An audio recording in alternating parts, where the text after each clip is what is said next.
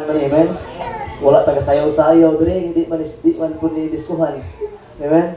I thank the Lord that we old fashioned. We go back the songs that we sing before, the hymnals we're singing, and it will be a blessed sa tawag spiritual life before we listen the word of God. I thank the Lord that the blood of Christ, amen, can save us. Dili ang tubig, kundi dugo ni Kristo. Amen. Now, missionary Remark, what a great privilege for us to be with you today, and I hope that God will use you today sa mga members to challenge and to be a blessing to support in mission. Missionary, you can come and speak to us. Yan daw itong kasing-kasing una-una, sumapanin ako sa pulong sa Ginoo. Once again, thank you, Pastor Monching and family for giving me this privilege na maka-preach, maka-share sa inyo sa birthday sa Thailand. Also, Brother Ryan and family, thank you so much sa pag-ubal sa akin. Once again, I am Missionary Remark under La Carlota Metro Bible Baptist Church under Pastor Edgar Nono. Actually, Mindanao is so close to us because yung wife ni Pastor Nono is igsuon ng mga Puntillas, ni Pastor Pastor Chris, and Pastor Paul, and we are so blessed na makadto diri, and I am so thankful kahit gamay pa lang kamo, you already learn to give in mission. Amen. So I believe giving in mission is the start of the blessing of God. Right. I am a teacher in Thailand, but bata pa ko, God impressed in my heart to become a missionary because I am a pastor's kid. 9 years old pa lang ako as I study sa ACE. We have already the subject social studies. Na in social studies, mga history kalabanan ni nasa mga great men. Christopher Columbus, nag-tour around the world, proving that the world is round. Ikadua si Winston Churchill, batok sa kay Hitler at that time, mga Nazis. And also, along with them, William Carey, who went to China, Dr. Livingstone, who went to Africa, Adoniram Judson, who went to Burma. And I asked the Lord, is it that yung mga missionary were considered great men ng Europe, ng USA? What's in them? Ano yung kanila? Ano yung meron sa kanila? And these people gave their life for the cause of Christ. So it means, if there is a great person na mahatagan sa kinabuhi sa isa ka tao, yung Diyos. That's why I asked the Lord, is it possible one day you could use my life also to become a missionary? As times goes by, elementary pa lang, I really desire to become a pastor. Pero nung nag-high school na ako, I realized, mas nindot na daghan ka kwarta, mag-support ka lang ng ministry na peer pleasure. So I decided na mag-marine engineer, but God led me find a way na I end up in a Bible school. There in the Bible school, once again, reminded me of my calling to become a missionary during the missions conference.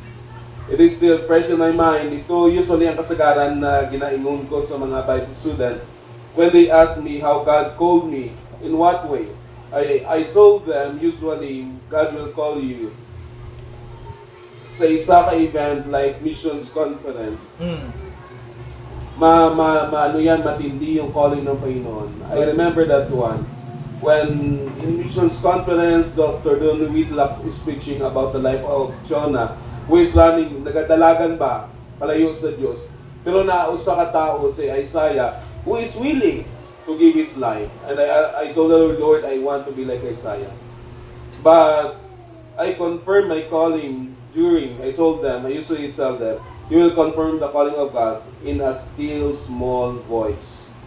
It's usually when you are having your devotional, when you are reading the Bible, you are praying, that's the time that God will confirm the calling. So, during that time in Thailand, naanak ko to make the long story short, and nakatapos ko sa education, diri sa Pilipinas, I was so busy. I helped my father sa gawain in the mother church. At the same time, I have my own church. And there are times na may mga outreaches na wala sa pastor. You are so blessed if you have a pastor. Kablo ka mo, daghang karong iglesia na wala sa pastor. Some of the pastors were discouraged. Some of the pastors backslide. Hindi lang members na nag-backslide, pati pastor. That's why be a blessing also to your pastor. And I usually go around, may mga times na I go around at 4 outreaches. 6 o'clock in the morning, nag-start na ako na, then after that, pero ang ginapaulihi ko usually, yung panyaga ba, yung lunchtime, pinaulihi ko yung tiling. Yan, tiling parehas na sinituol, dagat ba. So, makahigop ka sa sabaw na isda, no? Upan ko na tao. But to make the long story short, I'm so busy. There are times that God is prompting me with my calling to become a missionary. Na mag-ingon, Pastor, you can be a pastor in Israel or in Taiwan. But I told them, no, I'm busy. But God find a way na nakadto ko sa Thailand. There in Thailand, nagka-burden ko sa mga Thai people. Because 6 years, I keep on praying to God, Lord, mo balik ko Pilipinas, which is my comfort zone. And after my father will retire, may edad naman siya, ako mag-assume sa pastorate in Temple Fundamental Baptist Church. But God gave me a heavier burden in Thailand. You know, alas 5 lang sa aga magawas ka, na natay people nagaulat sa gawas ng ilabalay, maglalabay yung mag-offer sila pagkaon, food or pera, pagkain or pera. Then muluhod sila sa duta kahit marumi, they don't care. Then the monk will pray for 10 seconds. Then matindog sila excited to start their day, believing that they're blessed. There are times that I share the gospel to my students. May mga bata magtaas ang kamot, may mga bata may gunoy, di ba Buddhist ka mo? Gusto ka mo Kristiyano? Ay, ayaw, Buddhist lang ko. So, that really burdens me. I ask the Lord, if I will not be the one to surrender, who? Right. That's why, church, once again, thank you for your supporting mission. Right now, the work in Chonburi, Thailand, together with missionary Jerry Janono, na duwa kami nag-start ng ministry. Right now, half of the congregation were Thai, half were other nationalities, Filipinos, Burmese, and na-outreach na pure Thai lang din. So, every year we have the medical mission sa lugar kung saan mag-start ako ng ministry. We have already the medical mission last November 2022. Bago ako nagbalik dire, may dalaman na tayo during the missions conference, mga members. And also, please pray pagbalik ko at the end of October. First week na November, once again we're going to have the medical mission. So last medical mission na 156 na add to 126 profess that they received the Lord Jesus Christ. Right. So that's what we do. We just share the gospel. We don't know how God will bless it. We just share the gospel. So if God is calling you in a mission field, consider Thailand. Amen. Mas nita missionary tagang ko dreams. Tagang ko plano. Obey first the plan of God. Amen. Then after that, God will reveal to you the next step of your life. So maybe God will be calling you. Hindi po sayang na mag-surrender in mission field. Right. And I am so thankful if I am going to choose once again to become a teacher or a missionary, I will choose to become a missionary. Amen. Because it's a great privilege for me to serve the Lord Jesus Christ in Thailand. Amen. So I hope and I pray if God is working within your heart, hindi sayang. You are blessed if you surrender in the field. So young people, maybe one day, God will be calling you in the mission field. Right now, you just don't know. Be faithful in your church. Obey your pastor. Do the best that you could in your church. Because one day, maybe God will be calling you. Maybe isa ka adlaw, may missionary na magawas din. So I hope and I pray that God will continually work within you. Baka si pastor magawas. Diba? So, wala ko ga-preach yung morning, maka-practice na pastor. But we do not know the plans of God. Right. So please open your Bibles in Luke chapter 9. By the way, church, whatever we accomplish in the field, una, because of the help of God. Ikalawa, because of your prayer and support. Ang pamuyo nyo, pagsuporta nyo, dako nga tabang sa amon yung mga missionary. Right. That's why it's not in the amount of money, it's in your prayer and support. So church, madamo gid nga salamat sa inyong prayer and support. So Luke chapter 9. Luke chapter 9 verses 57 to 62. Basahin po natin ang salita, and I will read verse 57 kayo po sa verse number 58. until we end in verse number 62. Verse 57, the Bible says, "And it came to pass that as they went in the way, a certain man said unto him, Lord, I will follow thee whithersoever thou goest."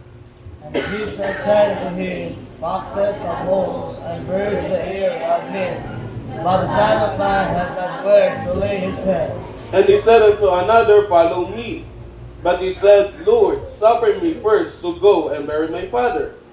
Jesus said unto him, Let the dead bury their dead, but go thou preach the kingdom of God. And another also said, Lord, I will follow thee, but let me first go bid them farewell, which are at home at my house. And Jesus said to him, No man having put his hands to the plough, and looking back, is fit for the kingdom of God. Let us pray. Our Father God, salamat sa umagang ito. Thank you, dear God, for Coastline Baptist Church, the life of Pastor Monching, the family, dear God. Thank you for their heart in mission. Thank you also for Brother Ryan, his family, dear God, who has the heart also for missionaries. Lord, I just pray this morning, I beg you, Ginoo, give freedom for the Holy Spirit to work within the hearts of your people. I pray also, empower me as I preach your word, that your word will be a blessing sa mga tao. Lord, I just pray if there is someone who is praying that they will give their lives in mission, work within their hearts. Because the greatest cause and the greatest service that we could give is when we gave our lives in mission. Oh, dear God, Lord, I just pray, give us a joy today. In Jesus' name we pray. Amen. Amen. Na sa kapastor so excited mag-preach sa isa ka village sa bukid, bundok. And nag-iisip siya, paano kaya makagather na maraming tao sa bundok? Kasi bundok yan eh. Ang hirap hanapin ng tao. Dati para matipon mo yung tao, mapapunta mo sa bahay mo, dapat maglagay ka ng Petromax. Sa mga matatanda, alam niya kung anong Petromax. Sa mga millennials, yung Petromax, ilaw yan ang binubomba na kulay yellow. Pag yung bahay mo may Petromax, kahit yung tao hindi mo na i-invite, pupunta talaga yan. Kasi pag may Petromax, ibig sabihin may pagkain, may kainan, may kasal or birthday o anong piyesta dyan. So ngayon, paglagay ng Petromax, ang daming taong pumunta. Nagulat ngayon yung pastor. Excited yung pastor mag-preach. Nag-preach siya ng 2 oras. After 2 hours, ang tao palingon-lingon.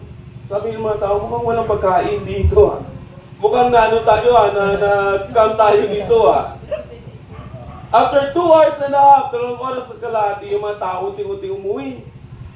Pero may isang naiwan. Preach pa rin yung pastor. After 3 hours, bumaba siya at sinabihan yung tao, Brad, alam mo, na-discourage ako nung time na lahat ng taong umuwi. Pero nakita kita, nakikinig ka talaga. At bless ka, kaya pinagpatuloy ko. Salamat. Alam ko na na-bless ka talaga sa preaching ko. Sabi niya, Pastor, sa totoo lang, kung bakit tingiwan ako yung may-ari ng Petromax. Hindi siya makauwi. So I'll try my best mo, hindi po kayo umuwi. So dito mo natin makikita, in Luke chapter 9, actually ito na po yung panahon na kung saan yung gawain ng Panginoon lumago. But if you could still remember, si Kristo mismo yung siyang pumupunta sa tao at nag-i-invite to follow Him. Right. Si Matthew andun sa tax collecting job. Pinuntahan niya si Matthew, sinabihan niya, come and follow me. Si Peter, James, John, and Andrew nangingisda. Pinuntahan ni Jesus Christ and told them, come and follow me. Right. Pero sa pagkakataon na ito, kung babasahin natin balik, in verse number 57, hindi na si Kristo ang pumupunta sa tao. Ang tao na ang pumupunta kay Kristo. Kung marinig ng tao na papunta si Kristo sa isang lugar, hindi pa siya nakapunta sa lugar na yun, ang mga tao sumasalubong na because they are so excited to see the miracles of Jesus Christ. Amen. And along the way, dito yung tao, hindi pa nag-preach si Jesus Christ ng invitation, nag-surrender na. Right. Akalain mo yun. Pero sabi ni Kristo, sandali lang, ang bilis naman. Alam mo yung foxes, may butas yan, mamayang gabi uuwi yan. Yung ibon may pugad yan, mamayang gabi uuwi din yan. Right. Pero ako hindi ko pa alam saan ako matutulog mamayang gabi. Nagulat ko yung disciple, totoo? Hindi pa alam ni Kristo, so paano ako? So sinabihan yung isa, o ikaw, follow me. Sabi ni isa, Lord, pwede umuwi muna ako. Alam mo, namatay yung tatay ko. After kong ilibing yung tatay ko, susunod ako. Yung isa hindi pa sinabihan na follow me. Sabi ni isa, ako din Lord. Magpapaalam na ako sa parents ko. Then after that, susunod ako. Anong ibig sabihin nun? It's easy na sumunod sa Panginoon kung naririnig natin na sasagutin ng Panginoon yung prayers natin. Right. Kung Amen. i-bless tayo ng Panginoon. Mm. No, kung nakikita natin yung bunga in the ministry. But you know what? There are times na nata-challenge yung commitment natin. And sometimes, not all the time, nasasagot yung prayers natin. Not all the time, pagbigay mo ng tithes, may bless ka agad ng Panginoon. Right. Not all the time, pagbigay mo ng misyon, may missionary na pupunta dito at magbibigay ng report. And sometimes, nagwa-wonder tayo, nag-question tayo, Pastor, magpapatuloy pa ba tayo? Mm. Sometimes, tinitest ng Panginoon ang commitment natin Right. sa panahon na walang resulta yung ginagawa natin. Amen. But it doesn't mean walang fruits. Right. Sometimes God just only delay the Amen. result to test our faith. That's right. Kaya sabi ni Kristo in verse number 62, kung ang tao, disipulo, Kristiyano gusto sumunod sa akin, sabi niya, kung hinawakan mo na yung commitment, yung daro ba, it speaks about our commitment. Kung hinawakan mo na yung commitment mo sa gawain ng Panginoon, huwag ka na sige lingon. Sige atupan, sige balikid. Sa likod. Magpatuloy ka na. Amen. If God is calling you in the mission, magpatuloy ka na. Right. If God is calling you in local work, magpatuloy ka na. Amen. And maybe sa pagpapatuloy mo sa gawain ng Panginoon, later God will call you in another field. Amen. Hey Christian, don't say na missionary, nasa gawain na ako. Kumakanta na ako ng choir, nag-social winning na ako, nagdi-discipleship na ako missionary, and I believe ito na yung plano ng Panginoon, hindi. Yan din akala ni Samuel, akala niya, yan na yung plano ng Panginoon. Na mag-assist siya kay Eli. Natulungan niya si Eli. That later on he will be a priest or a Levite. But he doesn't know na may ibang plano pa yung Panginoon sa buhay niya. Right. That Samuel is helping Eli. Then God called Samuel, Samuel, Samuel. Pinunta niya si Eli.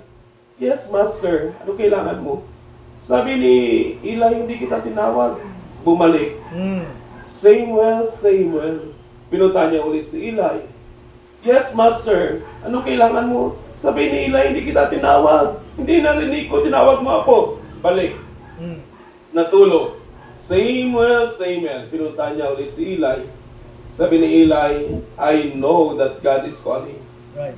Sabi ni Eli kay Samuel, when you hear the word Samuel, Samuel, say, speak, for thy servant heareth. Amen. Then, the next time he lay down, nakarinig siya ulit ng salita, Samuel, Samuel. Sabi ni Samuel, speak, for thy servant heareth. Right. Then God told Samuel, I will make you a priest and a prophet, Amen. that you will help my people and tell them of my purpose. And because of that, Samuel followed God. Sa pagsunod niya sa Panginoon, ginamit siya ng Panginoon sa pinakamalaking bagay. Isa lang nabasa ko sa Bible na he is a prophet and at the same time he is a priest, only Samuel. Right. Na nakikipag-usap yung Panginoon sa kanya at ginagamit din siya ng Panginoon na kausapin yung tao niya. He is also the one that anoints Saul. He is also the one that anointed David to become a king. Maybe right now, hindi mo pa alam yung plano ng Panginoon, magpatuloy ka lang. But I want to tell you, maybe one day, you will hear that God is calling you in a field. Amen. That's right. Maybe pagkatapos mo mag-aral, you will have a birthday in Thailand. Mm. Seeing Thai people still need Christians Amen. to give their lives in the field. Right. Ang Pilipinas, marami ng churches. Mm. Ang Pilipinas, marami ng Kristiyano. There are times na nakakapunta ako sa iba't ibang lugar sa Thailand. Sunday, naghahanap ako ng church. Wala akong mahanap. I just sit down, just reading my Bible, praying to God. Wala pa namang online service kasi nagsilabasan lang yung online during the COVID, di ba? Right. Kaya lata nyo, dati wala pa yan sa Facebook, wala pa yan. So sabi ko, Lord, ano ba to? Dito pala sa Thailand, bihira ka makakita ng church. Sa Pilipinas, bawat kanto may church. Right. Ang Kristiyano hindi pa pupunta ng church. Right. Amen. Pero when you are in the other place, country, ikaw yung maghahanap ng church. Right. You will have that dryness in your heart. Lord, saan na yung mga churches? And you will realize, saan na yung mga Kristiyano? Hey, Christian, hindi po tayo tataga sa mundong ibabaw na ito. Right. Maybe God is calling you. Amen. Let God use your life. Eh, may profession ako eh. May kita ako eh.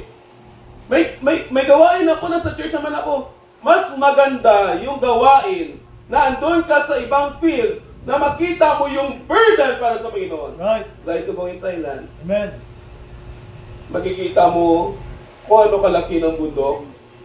Mataas sa bundok ka. Makikita mo din yung statue ni Buddha kasing taas ng bundok. Made of gold.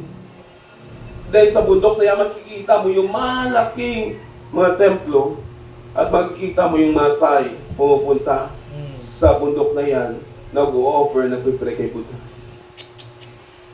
In our hearts, sabi namin, Lord, kung mamamatay ang Thai mo na yan, directly they will go to hell. Right.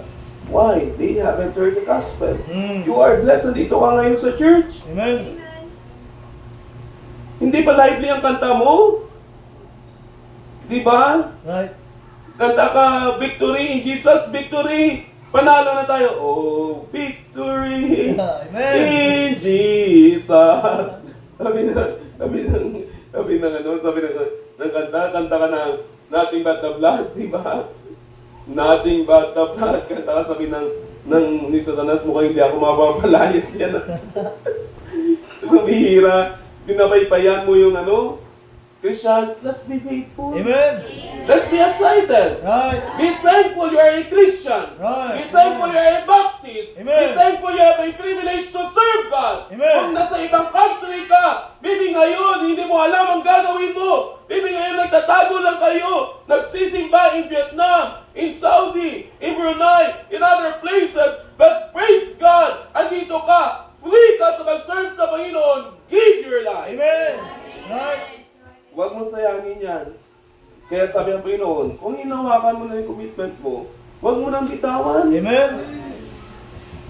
Because walang Kristiyano is worthy to enjoy the blessing in the kingdom of God if he is looking back. Right. By the way, sabi ng Panginoon dito, there are times we have experienced answered prayer.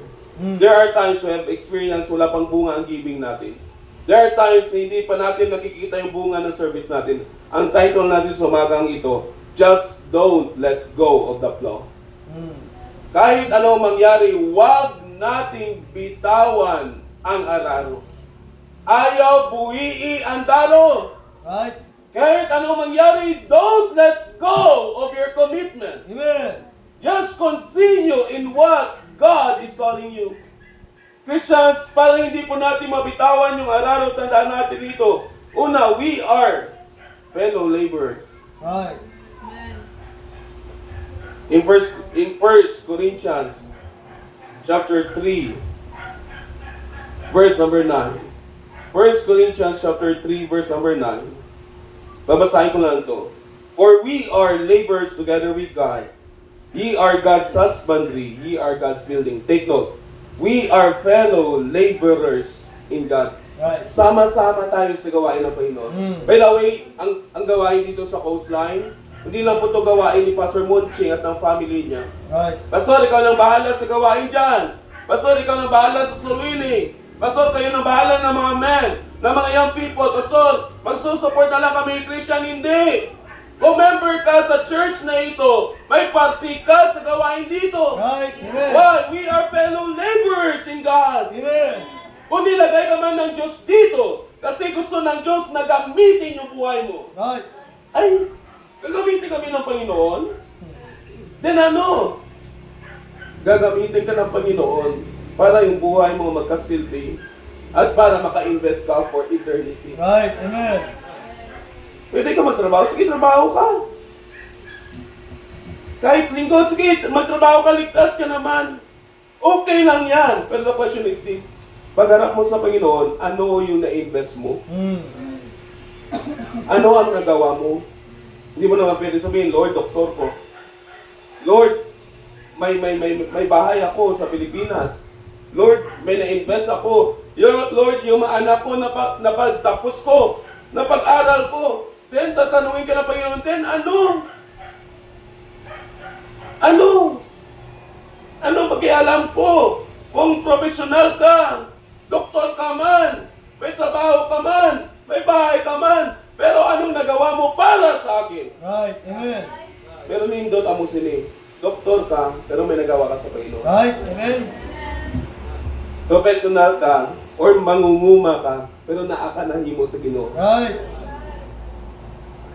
May sakahan ka, kung ano man dyan trabaho mo, drive ka man ng tricycle, pero naaka na himo para sa Diyos. Pero why missionary you are telling us that? Because what will remain up there in heaven all throughout eternity is what we have invested for God. Right. Ang mga investment natin sa mundo, mawawala po to. Right. Pero ang mga investment natin para sa Panginoon, it will remain in eternity. Right. Christians, kami lang po nakikita nyo sa gawain, sa field. Pero it doesn't mean wala po kayong nagagawa para sa mission. Ang prayers nyo and support is a great help for us missionary. Maybe right now hindi nyo nakikita. Wala kayong nakikita ng mga tayo. Pero one day in heaven, may lalapit sa iyo na tayo at sasabihin, thank you ha. Tatanungin mo, bakit thank you? Hindi kita kilala. Because one day, nag-support yan ng mga missionaries in Thailand. Right. Amen. Thank you ha. Bakit ka nagpapa-thank you? Dahil may isang member kayo na nag-surrender ng buhay niya sa Thailand. Yung member na yan, because of you, naligtas. Pumunta siya doon. Tumulong sa gawain sa Thailand. At maraming mga twice na naligtas. And we are so happy na nangipati kayo ng buhay niyo. Amen. You just don't know how God will work. But the greatest thing is this, yung mga kaluluwa na yan, doon sa langit, all throughout eternity, pupuntahan ka, papasalamatan ka, mag-fellowship sa iyo, at sasabihin sa iyo, thank you for giving your life. Right. Amen. Thank you for supporting missionaries. Amen. And one day, God will tell you, you have an investment in eternity. Christians, continue. Right. Ayaw buhian daro. Para dili ta mabuhian ng daro, very quick. Una, stop looking back. Stop looking back. In verse number 62, and Jesus said unto him, no man having put his hand to the plow, and looking back, ayaw na sigilingi sa likod. Right. Padayon ka na. Magpatuloy ka na. Hayaan mo na ang nangyari. Because there are dangers very quick in looking back. Una, kung sige talingi sa likod, we will be discouraged. Right. Because not all the time we are blessed. Not all the time okay yung buhay natin. Not all the time Christian life is okay. I know that one. We experienced that one. Being a pastor's kid, we experienced that one. Right. Alam nyo, isa sa pinakamahirap sumuko sa buhay, sa gawain ng Panginoon, alam nyo sino? Yung mga pastor's kid. Kasi kami mismo naka-experience kung gaano kahirap yung ministry. But why missionary? You surrender the field. Because one day, nung nagpatuloy sa gawain yung parents namin, we see how God blessed them continually. Right. Amen. Na hindi lang nanatili yung father ko na nagtatry o or na, hindi kami nanatili na sumakay lang sa motor na 7 kami. Sa Honda dati, yung father ko hilig sa sa motocross. After namin sa simbahan, bago kami umuwi may motocross, dumaan kami.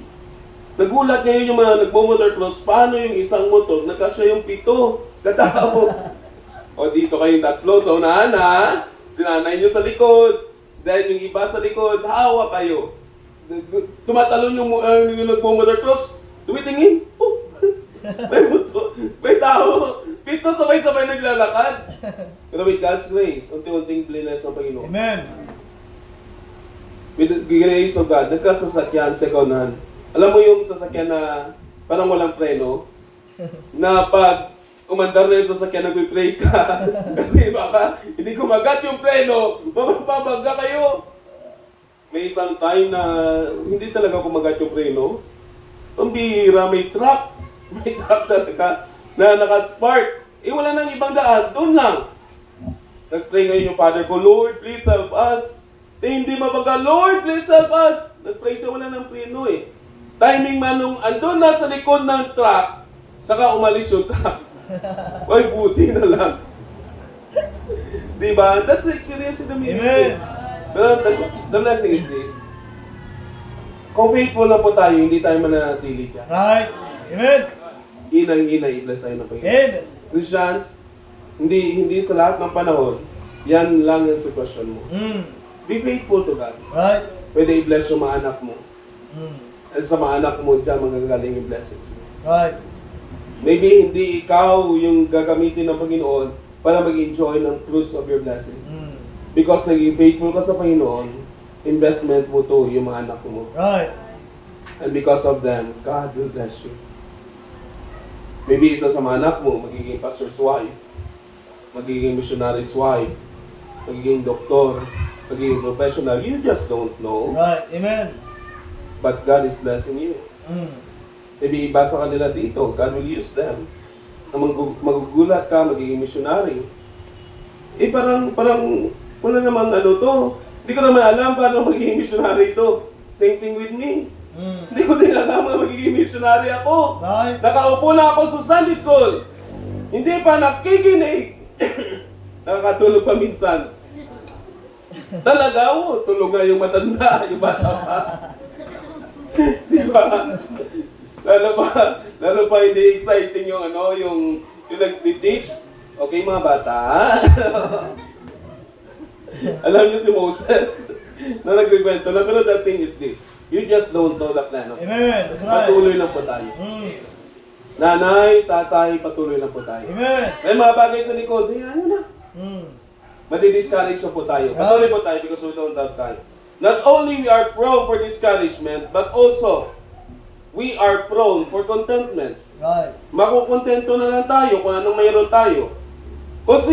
Kung patuloy tayo lumilingon sa likod, makukontento na lang tayo kung anong mayroon tayo. Paano mo yan nasabi, missionary? First, sabi na Apostle Paul, Philippians 3:13. Babasahin ko lang po dito because we don't have time. Philippians 3:13. Brethren, I count not myself to have apprehended, but this one thing I do, forgetting those things which are behind, and reaching forth unto those things which are before. Sabi ni Apostle Paul, hindi ako naging kontento kung anong meron ako. Hindi ako na-kontento na may church in Asia. When God called me to go to Macedonia, kahit hindi ko alam, nagpatuloy ako. Right. Bakit naman? Ito po yung desire niya in verse number 14. I press toward the mark for the prize of the high calling of God in Christ Jesus. Alam niyo na yung pinakagusto na Apostle Paul? I press toward the mark for the prize. Hey Christians, yung paggawa ng gawain ng Panginoon, there's a prize. Amen. Naapadya. Right. Yung pag-atag sa misyon, naapadya. Amen. Yung paggawa for soul winning, naapadya. Yung pag-support sa pastor nyo, sa simbahan, naapadya. Right. Missionary, ano yung prize? The highest calling of God. Right. Amen. The prize is in the hand of Jesus Christ. And that's the prize that will remain in eternity. Why Apostle Paul is so excited to serve God? Dagang mga problema. Why is it nga na church in Philippi, na church in Asia, need niya pa mag-adto sa Macedonia, he doesn't know. But because he followed God, he realized na nung pag-adto niya sa Macedonia, nakapag-plant po siya ng churches, but it's not okay with Apostle Paul. He wants to do more. Why? Because the greatest desire of Apostle Paul, not only the churches, not only the Christians, but one day he is going to face Jesus Christ. Mag-aatubang siya kay Kristo at ang pinakamagandang premyo o padya na asa kamot sa Diyos. Right. The crown that Jesus Christ will give. Amen. The souls that will thank Apostle Paul one day na nagbigay siya ng buhay sa Panginoon. Christians, yan yung sabi ko ba, yung lahat ng investment natin sa mundo, mawawala na po ito.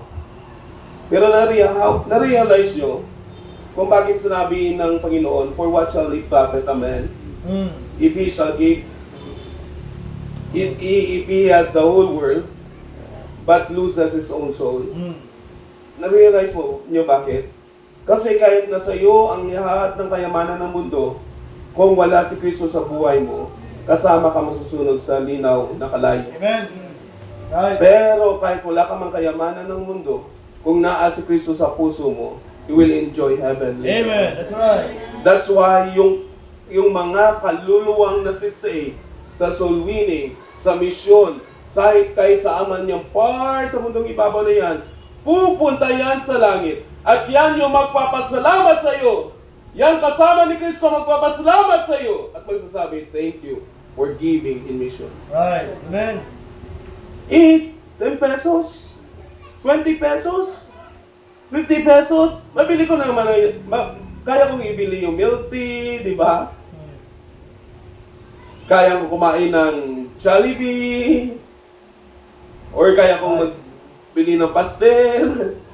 Pero dahil binigay mo sa mission, binigay sa missionary.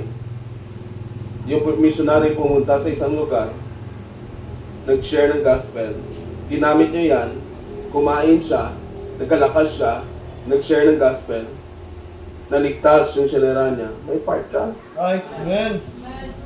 Hindi naman pwede mag-share ang missionary ng gospel na walang laman yung tiyan Right. at hindi makalakad.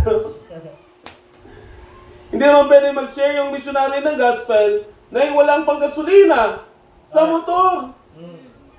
Hindi naman pwede mag-share yung gospel, yung isang pastor, yung isang worker, kung walang naman yung motor or tricycle. Diyan lang yan. Pero nagkaroon ng gasolina yung tricycle, pumunta sa isang barangay, may sinara ng gospel, naligtas, nagbigay ka sa misyon, nagbigay ka sa offering, ginamit yan for the gospel, may party ka. Right. That's how you understand the cause of the gospel. Amen. That's right. Kaya, let's not say sayang. Hindi po sayang. Mm. It's all worth it. Right. Kaya po dito natin makikita, kung titignan po natin, stop looking back. Let's not be content. Christian, huwag na po tayo makontento. Gumawa pa po tayo na maraming gawain para sa Panginoon. Because we don't have much time. Not only that, but stop looking back because we don't have much time and depend on God. Dumepende po tayo kung anong magagawa ng Panginoon sa buhay natin. Christians, may magagawa yung Panginoon. Apostle Paul doesn't know ano mangyayari sa Macedonia. Pero dahil sumunod po siya, nakilala niya si Lydia. Naligtas si Lydia. Wala pa sila matulugan. Si Lydia nagbigay ng tirahan niya. Hindi niya alam kung anong gagawin ng Panginoon. Naligtas yung Philippian jailer. Diba? Naligtas. Then yung family ng Philippian jailer, nang nagkaroon ng church in Philippi, Thessalonica, in Berea, in Corinth. Bakit? Sumunod sa Apostle Paul. Amen. Sumunod ka lang po. May gagawin yung Panginoon. Pangalawa, very quick. Stop looking back. Sabi ko kanina,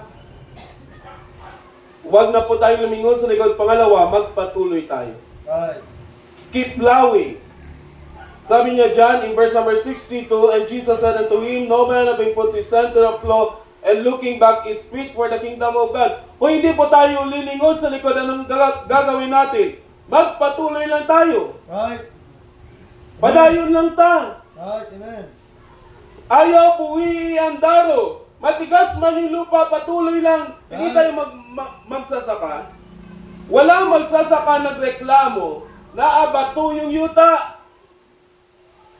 Walang magsasaka nagreklamo, tig-a yung yuta. Kahit tig-a na, patuloy lang yan. Amen. Patuloy lang yan. Right. Because ang mindset na magsasaka, makapagtatanim siya, tutubo yung tanim, and one day, magbubunga din yan. Same thing din po sa atin. Amen. Magpatuloy lang tayo. Why missionary? Magbubunga din yan. Amen. Patuloy ka lang mag-pray, sasagutin din ng Panginoon. Patuloy ka lang magbigay, i-bless ka din ng Panginoon. Patuloy ka lang mag-soul winning, matututo ka din, at may maliligtas din. Right. Patuloy ka lang mag-invite, may pupunta din ng church. Pero kung hindi po tayo magpapatuloy, wala po tayong bunga na i-expect from Panginoon. Kaya po dito natin makikita, stop looking back. At anong hawakan natin? Una, very quick. Ang unang hawakan natin, unang hawakan natin, the grace of God. Right. Let's continually hold on to the grace of God. Apostle Paul said in 2 Corinthians 12:9, and he said unto me, my grace is sufficient for thee, for my strength is made perfect in weakness. Most gladly, therefore, will I rather glory in my infirmities, that the power of Christ may rest upon me. Take note, Christians, 3 times nag-praise Apostle Paul, Lord, na ako thorn in my eyes. Kuha, Lord, please kuha, because I want to do more for you. Pero ingon ng Ginoo, Paul, okay na yung grasya ko. Sapat na yung grasya ko. Dili, Lord, please kuha ini. Dili ko makakita maayo. Lord, dagan pa ko gusto himuon sa imo. Lord, kuha ani. Ingon sa Ginoo, Paul, my grace is sufficient for you. Amen. Why? Because God always remind Apostle Paul na aman siya weakness. Kung ano man yung nabuhat niya para sa Diyos, he is always reminded it's all because of His grace. Right. Amen. Because of the grace of God. Christians, naata weakness. Naata failures. Naata weaknesses. Dili ka perfecto. Pero kung naaman tamay na himo para sa Diyos, it's all because of the grace of God. Amen. Grasya lang sa Diyos. Nakaka-high blood, nagawas ka ng soul winning, nahuman mo yung soul winning, nauli ka, you will reminded because of the grace of God. Kulang yung offering mo, nihatag mo na yung tithes mo, nihatag mo na yung mission mo, wala ka nakamao na may tabo, o napunan man yung pangangailangan mo. It's all because of the grace of God. Amen. It's all because of the grace of God. Christians, let's continually do something for God. Whatever we accomplish, it's all because of the grace of God. Ikalawa, not only holding on to the grace of God, but holding on to prayer. Pag-ampo. Kung naa isa ka butang, dili natong buhian. Pag-ampo. Right. Acts 16:6. Now when they had gone throughout Phrygia and the region of Galatia, and were forbidden of the Holy Ghost to preach the word in Asia. Wala ka mao si Apostle Paul ka si Silas. What's the reason na adili sila or hindi sila pinayagan ng Panginoon na pumunta ng Asia? Okay naman yung Asia di ba? May magawa naman sila. Pero sabi ng Panginoon in verse number 9, and a vision appeared to Paul in the night. There stood a man in Macedonia and prayed him, saying, come over into Macedonia and help us. May isang tao po in the vision of Apostle Paul. Nag-ingon kay Paul, adto di sa Macedonia. Wala ka mausip Paul, nga naman Macedonia. He went to Macedonia. Ingon ko kaina, nung nag-adto na sila sa Macedonia, unang naligtas si Lydia. Yung naliligo sila sa gilid ng river. Then after that, tapos sila maligo, andun si Lydia, nagtitinda. Sinulwinin ni Paul and Silas na ligtas. Then after naligtas si Paul and Silas, dahil may ginawa sila, nag-share sila ng gospel, dinala sila sa prisuhan. Then andun sa prisuhan, si Paul and Silas keep on singing unto God. Then niyanig ng Panginoon yung prisuhan, nakalabas sila. Papatayin ng Philippian jailer sa sarili niya. Pero sabi ni Paul and Silas, do no harm to yourself. Then naligtas yung Philippian jailer. Naligtas din yung family niya. Then church in Philippi, in Corinth, Thessalonica, in Berea were founded because Apostle Paul went to Macedonia. Christian, huwag po tayong tumigil sa pag-pray. Nga man, because one time one day, na ang mga Kristiyano nag-pray sa Atua. Right. Si Pastor Monching nag-pray, could start the work here and his family. Rason, nagkaroon ng church dito. Right. Kung hindi sila nag-pray, kung hindi sila pumunta dito, maybe right now, saan kayo? Nasa bahay lang kayo. Nag-i-enjoy lang kayo. Kung bakit nandito kayo ngayon, kung bakit may nag-invite sa inyo, may pastor na pumunta sa inyo, because someone prays for you. Right. We are all results of prayer, by the way. Amen. Somebody prays for us. Can you imagine before, like Pastor Doug season, sila yung nag-aadto din sa Pilipinas para mag-start ng ministry. Dati yung Amerika yung nagpapadala ng missionaries.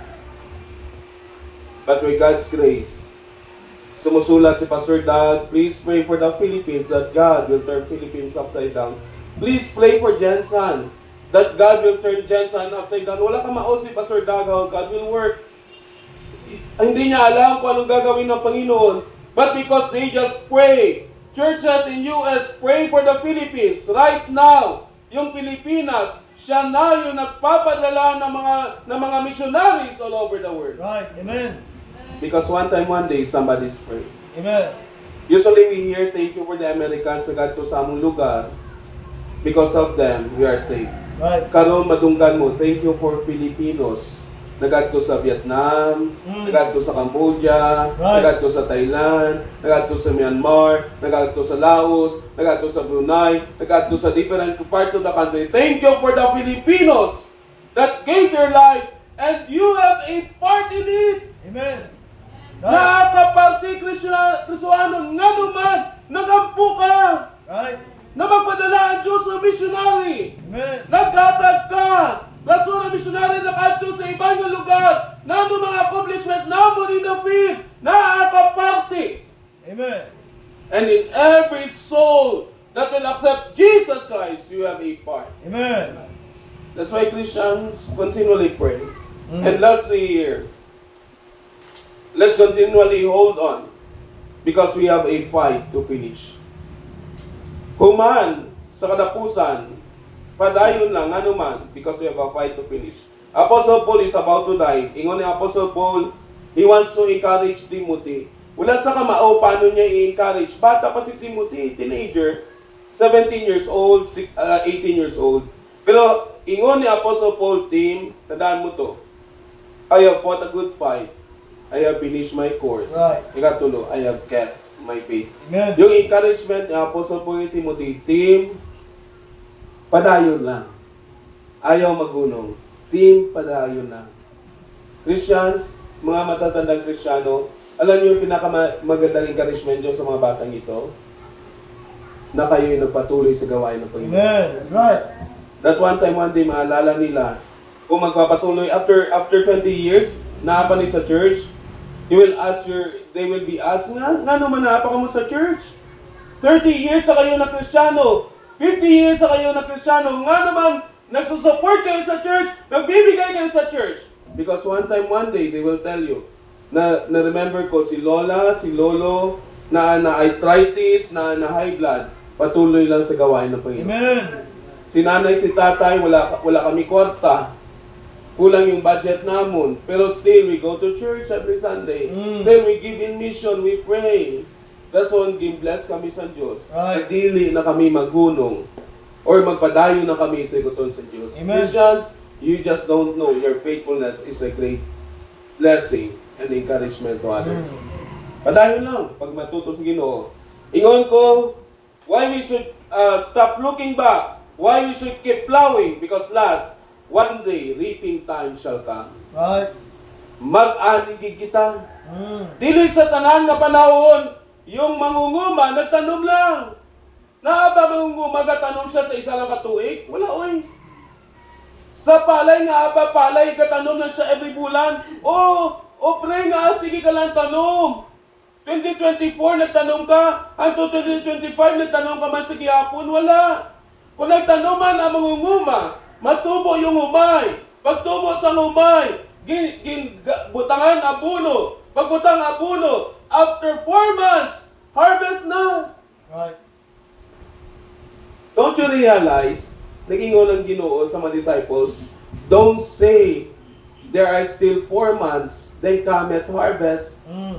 I say unto you, look on the field, for they are already white for harvest. Mm. Harvest na karon. Right. Kristyano, dili na mag-ingon, dili na mag-accept sa Ginoo.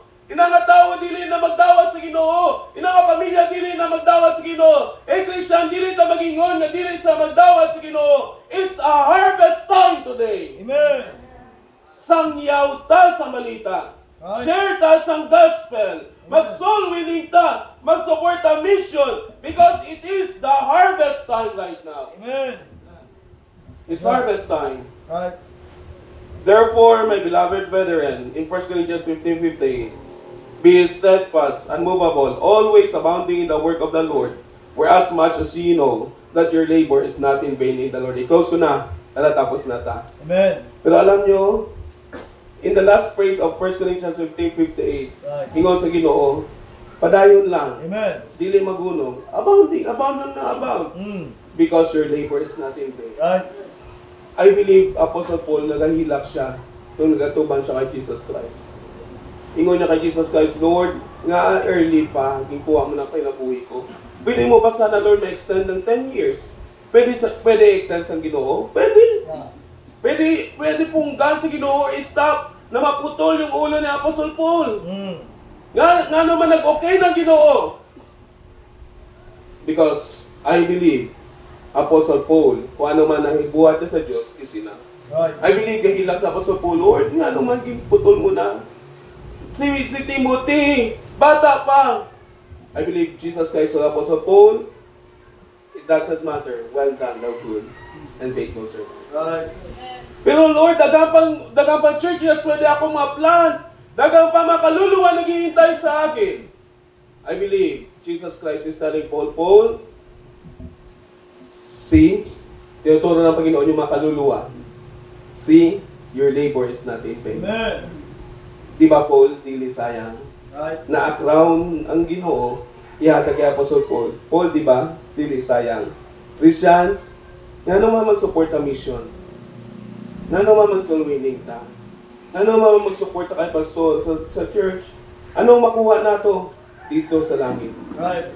Na pag-atuban ta sa Diyos, ingnan ka sa Diyos, na asya korona ginadawat, padya ginahatag sa imuha, na ang mga kalag paadto sa imo, magpasalamat, kag ingon, hambalon ka ni Jesucristo.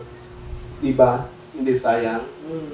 See, your labor is not in vain. Right. Christians, anumang investment nato sa langit is not in vain. Because ang kalag o korona, ini ang magpabilin until eternity. Yung balay nato madula. Yung accomplishment natin sa kalibutan madula. Right. But I want to tell you tonight, this morning, as we are going to close, before we pray, nga naman ginghatag ta sa church para sa kalag sa tao, it's not in vain. Let us pray. Our Father God, thank you for this morning. Thank you for your goodness. Thank you for Coastline Baptist Church, for the life of Pastor Monching Ginoo. Lord, sometimes we wonder why we continue. Kano man dili kami maghunong, kakapoy na. Wala na kami sometimes makita na bisita. Lord, because our labor one day will not be in vain. Pag-adto, Lord, sa langit, makita namon yung corona, makita namon yung mga kalam, kag-ingnan mo kami, see, your labor is not in vain. Christians, whatever things we accomplish, we share, and we give unto God. Remember this one. Dili sayang yung paningkamot nato para sa Ginoo. Padayon lang kita, dili kita maghunong. I'll give this time to Pastor Monty. Ikaw sa ulog yung sa mata. Like so on this morning, the message will be a blessing to us. One of the reminders na gihara sa Ginoo sa imo. Please bow down your heads, close your eyes, wala maglantaw. Like so on, maybe today, wala pa nimulaan ko ng eternal life, wala pa nimulaan ko ng kaluwasan. Na-busy today, pasikaroon ng buntag. Wala ka balo, kung maabot ang kamatayon sa mga nabi, asa ka patulong. But the Bible telling us that the salvation is very freely gift. But if you know you are going to heaven, that is our commitment sa Ginoo Son. Just remember the things na nanadunggan ka ng just don't let go the flow. Stop looking back. Ayaw lantaw sa likod. Maka-discourage yun na. And be contented sa mga butang. And also, keep on flowing. Continue lang, padayon lang. Ayaw buhi, padayon lang. Just go on. Just go on sa magitawag. Nga panawagan sa Ginoo sa mga ginabuhi. Now, this morning, maybe nakakadihan ka. Pastor, please pray for me. I've challenged God today. I've heard a message that encouraged me a lot. Namang taas ka mo tayo kaulo, na? Yes, God bless you. God sees your hand. We need to do more. We need to do more in mission. Not less, but we need to do more in mission. There are many people around through all the world na wala pa kita kadukog ng Christ. That's why, padayon lang, there's a blessing na ay reaping. Kung anong nanda na anay tawag na reaping. And now is the time for reaping. Reaping time is at hand today. Now the altar is open. If you want to go to the altar this morning, then come and let the word of God telling you tonight, today, God will bless to the altar. The altar is the best place to talk to the Lord. The altar is the best place who can give us and help us throughout our needs.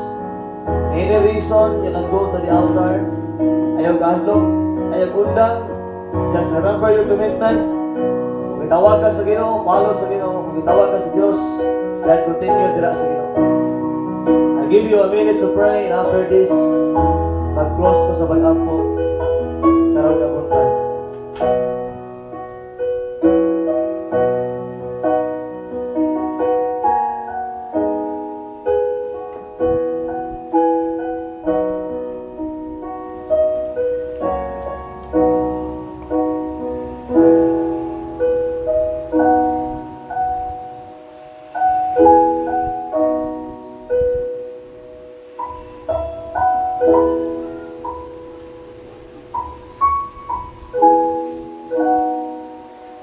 Father, Lord, once again, thank you for your goodness. Salamat, Lord, sa mensahe that we have heard. Thank you, Lord, that you're able, Lord. Naghatag kalaugan, Lord, God, sa akong kinampi. Lord, thank you for saving us. Thank you for the gospel. Thank you, Lord, that you are the one of God who knows everything in our lives. Lord, we know the heart of your people today. I don't see, Lord God, their hearts. Magkabalo ka, Lord, kung sa ilang commitment, kung sa ilang bibiling, Lord God, sa ilang surrender, di asa mo. Lord, help us to keep on flowing. Help us to not walking back. Para Lord God, dili ma-discourage. Lord, we put everything into your hands today. We love you, Lord, because you first love us. In Jesus' name, amen and amen. Please, bisita salamat kay Exxon. Thank you, Missionary Mark. Thank you for the challenge that you have telling us today. And hope, no, that God is time, amen. And we're praying for more missionaries.